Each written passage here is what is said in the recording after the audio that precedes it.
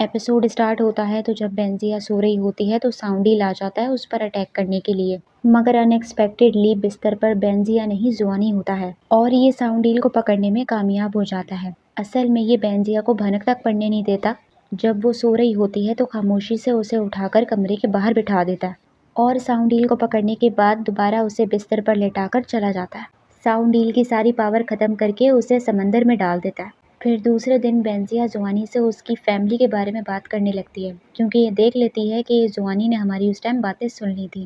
तो ये कहती है कि मुझे तुम पर यकीन है कि तुम ऐसा नहीं कर सकते, मगर जुआनी कहता है कि मैंने ये किया है, मैंने ही अपनी फैमिली को ख़त्म किया है। पहले तो बेंजिया शॉक हो जाती है, मगर कहती है कि मुझे अभी भी तुम पर यकीन है कि इसके पीछे भी तुम्हारी कोई ना कोई वजह ही रही होगी। बेंजिया जुआनी को मनाने में लग जाती है, उसके पीछे पीछे हर जगह घूम रही होती है ताकि वो उसके फादर को ढूंढने में इसकी मदद करने के लिए मान जाए। उसे ज़बरदस्ती पकड़ पकड़ कर लेकर जा रही होती है कि आओ साथ में बैठ के डिनर करते हैं, मगर अनफॉर्चुनेटली जिस रेस्टोरेंट में ये लोग बैठे होते हैं वहाँ की मेन डांसर की अचानक डांस करते करते डेथ हो जाती है। और ये वही जगह होती है जहाँ पे जीजी और जीली ने बेंजिया को इनवाइट किया था इनका डांस देखने के लिए। अब अचानक से उस मेन डांसर की डेड बॉडी देखते ही देखते यंग से बूढ़ी हो जाती है। पुलिस वालों के तो 14 तबक रोशन हो जाते हैं। पुलिस का जो गवर्नर होता है उसे डेमन्स पर भरोसा होता है, क्योंकि इसी ने ही ह्यूमन फेस ऑल डेमन को पकड़ने के लिए जुआनी को हायर किया था।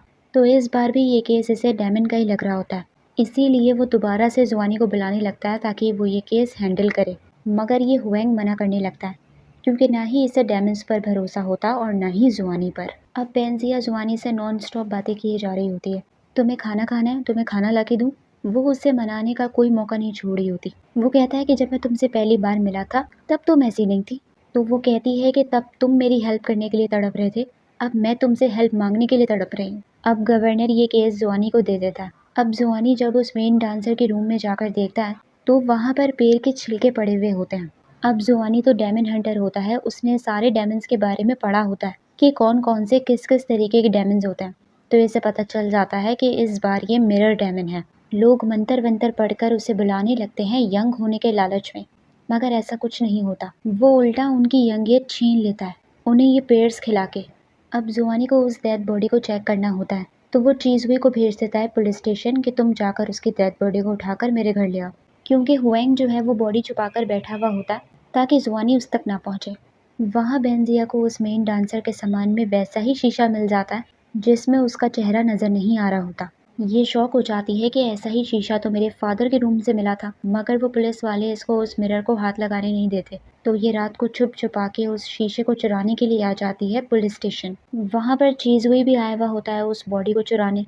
बेंजिया उस शीशे को हासिल कर लेती है, मगर उसकी टक्कर चीज़ुई से हो जाती है। तो चीज़ुई को ऐसा लगता है कि शायद बेंजिया उसे फॉलो कर रही है। फिर क्या होता है कि चीज़ुई उस मेन डांसर की डेड बॉडी को लेकर जुआनी के पास पहुंच जाता है और खूब हंस रहा होता है। जुआनी कहता है कि क्या हो गया, इतना खुश क्यों हो। तो ये बताता है कि बेंजिया जो है वो मेरा पीछा कर रही थी, शायद वो मेरे साथ छुपन छुपाई खेल रही थी, तो मैं उसे छुपा कर आ गया। जुआनी कहता है कि कहाँ छुपा कर आ गए।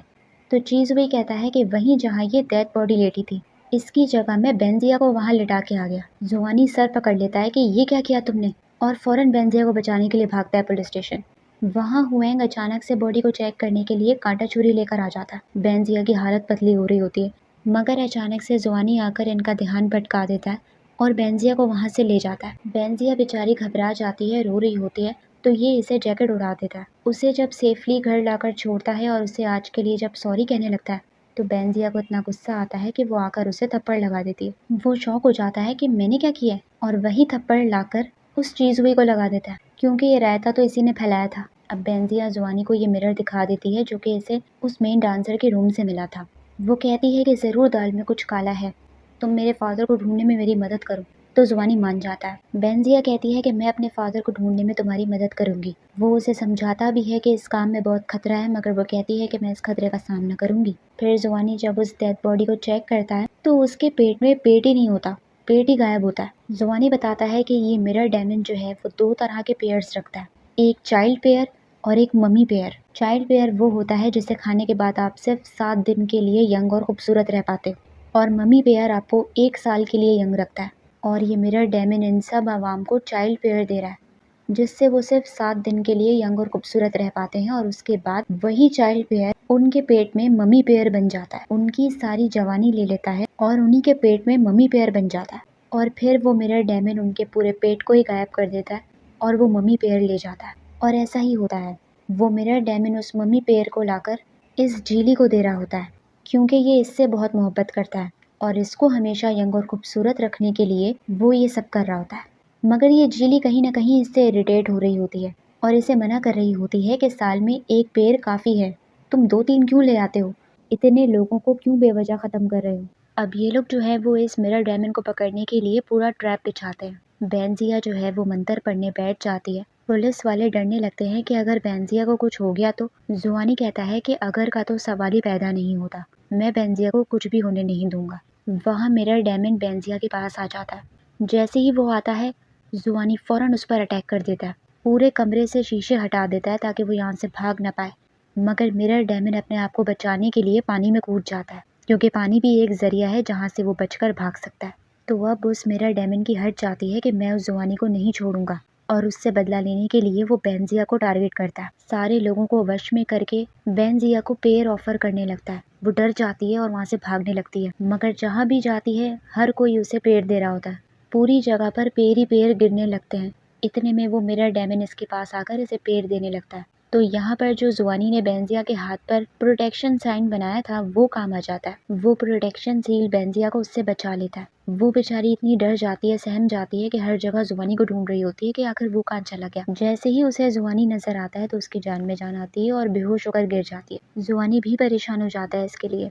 वो मिरर डायमंड अभी भी बेंजिया का पीछा नहीं छोड़ा होता। जब वो पानी पीती है तो उस पानी के अंदर भी उसको उसकी परछाई दिखने लगती है। वो डर जाती है तो जुआनी उसे संभालने लगता है कि परेशान मत हो, मैं तुम्हारे साथ हूँ। वो बेंजिया के रूम से शीशे, पानी सब कुछ हटवा देता है और पूरी रात उसके कमरे के बाहर बैठकर पहरेदारी दे रहा होता है। अब बेंजिया को डर के मारे नींद तो आ नहीं रही होती, तो वो जुआनी से बातें करने बैठ जाती है। जुआनी उससे पूछता है कि तुम्हारे पास ये डायमंड्स को देखने की पावर बचपन से थी। मगर बेंजिया कहती है कि नहीं, शुरू में डायमंड्स मुझे नहीं दिखते थे, मगर एक दिन किसी ने मुझे किडनैप कर लिया था और मैं उसके पास से भागने में कामयाब हो गई थी। मगर मैं ऐसे पूल में गिर गई जहाँ पर मैं एक अलग ही दुनिया में पहुँच गई। शायद वो एक डायमंड्स की दुनिया थी। जिसने मुझे किडनैप किया था वो आदमी भी वहाँ पहुँच गया और उसने मुझे ख़त्म करने की कोशिश की। मगर वहाँ पर एक मैनियंग नाम का लड़का था जिसने मेरी जान बचाई और वो तीर उसने मेरी जगह खा लिया। उसके बाद हम दोनों पहाड़ी से गिर गए। उसके बाद जब मेरी आँख खुली तो मैं अपने घर में मौजूद थी और तब से ही मुझे डायमंड्स दिखाई देने लगे। मैंने उस मैनियंग लड़के को ढूंढने की बड़ी कोशिश की, मगर वो मुझे कहीं नहीं मिला और ना ही वो जगह मिली। इसीलिए किसी ने मेरी बात पर विश्वास नहीं किया। सब मुझे यही कहने लगे कि शायद मैंने कोई ख्वाब देखा है। मगर जुआनी इस पर भरोसा करता है और कहता है कि अगर तुम्हारे पास ये पावर आई है तो ज़रूर वो बात सच होगी। अब क्या होता है कि बेंजिया जब सो रही होती है तो बारिश शुरू हो जाती है। सारा पानी उसके कमरे में आने लगता है। वो डरने लगती है कि कहीं इस पानी के जरिए वो मिरर डायमंड ना आ जाए। जुआनी भी उसके रूम के बाहर मौजूद नहीं होता और उसने इसे रूम से बाहर निकलने से मना भी किया था, इसीलिए ये रूम से बाहर नहीं निकलती। इतने में वो मिरर डायमंड बेंजिया के रूम में पहुंच जाता है। अब इससे पहले कि वो बेंजिया को कोई नुकसान पहुंचाता, जुआनी फौरन आ जाता है बेंजिया को बचाने, क्योंकि इस बार भी इसने ये ट्रैप बिछाया था इस मिरर डायमंड को पकड़ने के लिए। इस बार जुआनी पूरी तैयारी के साथ आता है और इस मिरर डायमंड को काफ़ी जख्मी कर देता है। मगर अचानक से हुएंग वहाँ पहुँच जाता है कि मैं जुआनी की मदद करता हूँ। अपनी तलवार लेके कमरे में पहुँच जाता है। उसकी तलवार में भी शीशे जैसा रिफ्लेक्शन आ रहा होता है, जिससे उस मिरर डायमंड को भागने का मौका मिल जाता है। वो उसकी आंखों के सामने उसकी तलवार में घुस के भाग जाता है। तो हुएंग साहब के तो 14 तबक रोशन हो जाते हैं और अब अपनी आंखों से देखने के बाद इसे अब जाकर डायमंड्स पर यकीन आता है। जुआनी का खून खौल जाता है कि इतनी मेहनत से मैंने ये ट्रैप बिछाया था और इसकी वजह से सब खराब हो गया। जुआनी की जो तलवार होती है वो मैजिकल होती है। वो जब जब अपनी तलवार इस्तेमाल करता है तो उसका इफेक्ट इस पे पड़ता है।